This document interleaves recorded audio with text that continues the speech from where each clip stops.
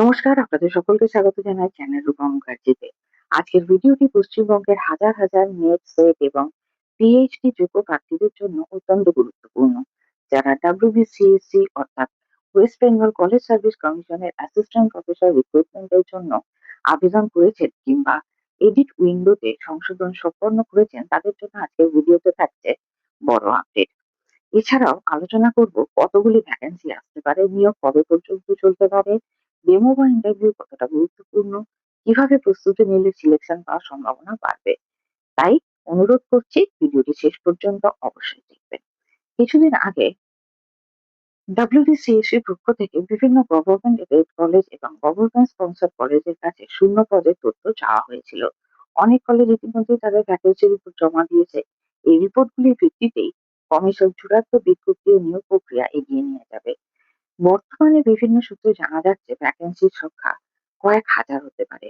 অনেক শিক্ষক মহলের মতে 5,000-এর বা তার বেশি শূন্যপদ থাকার সম্ভাবনাও একেবারে উড়িয়ে দেওয়া যাচ্ছে না। তবে কমিশন এখনো সরকারিভাবে চূড়ান্ত সংখ্যা ঘোষণা করেনি। বর্তমান পরিস্থিতি অনুযায়ী সম্পূর্ণ রিক্রুটমেন্ট প্রসেস 2026-27 শিক্ষাবর্ষ জুড়ে চলতে পারে। কেননা ধাপে ধাপে যেগুলি হবে সেগুলি হলো sorting, interview, demo, recommendation, college allotment. এই সমস্ত প্রক্রিয়া সম্পন্ন হবে। তাই এখন থেকেই প্রস্তুতি শুরু করা সবচেয়ে বুদ্ধিমানের কাজ।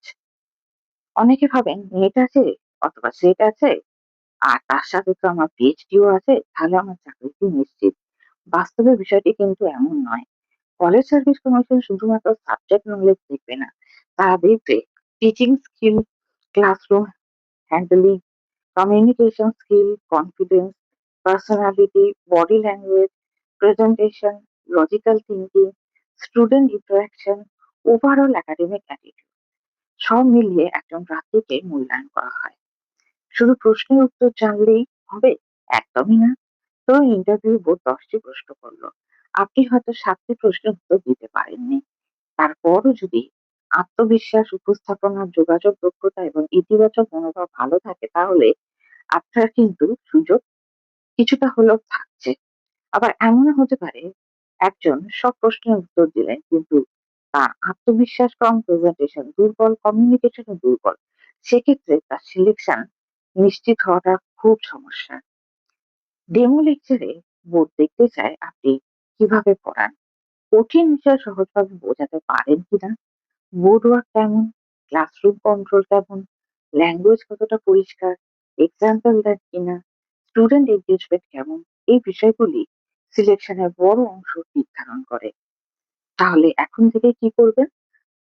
আজ সম্ভব হলে যে মুহূর্তে ভিডিওটি শুনছেন, আপনার প্রস্তুতিটা সেই মুহূর্তেই শুরু করুন। প্রতিদিন একটি টপিক নিয়ে ডেমো প্র্যাকটিস করুন, নিজের ভিডিও রেকর্ডিং করুন, মিরর প্র্যাকটিস করুন, সাবজেক্ট রিভিশন করুন, কারেন্ট অ্যাফেয়ার্স করুন। NEP 2020, CBCS, FYUGP, higher education policy সম্পর্কে পরিষ্কার ধারণা রাখুন। NEP 2020 নিয়ে আমি ইতিমধ্যে চ্যানেলে একটি ভিডিও আপলোড করেছি। আপনারা অবশ্যই সেই ভিডিওটি দেখুন এবং সম্ভব হলে আপনাদের যেগুলো অজানা মনে হবে সেগুলো নোট করে রাখতে পারেন।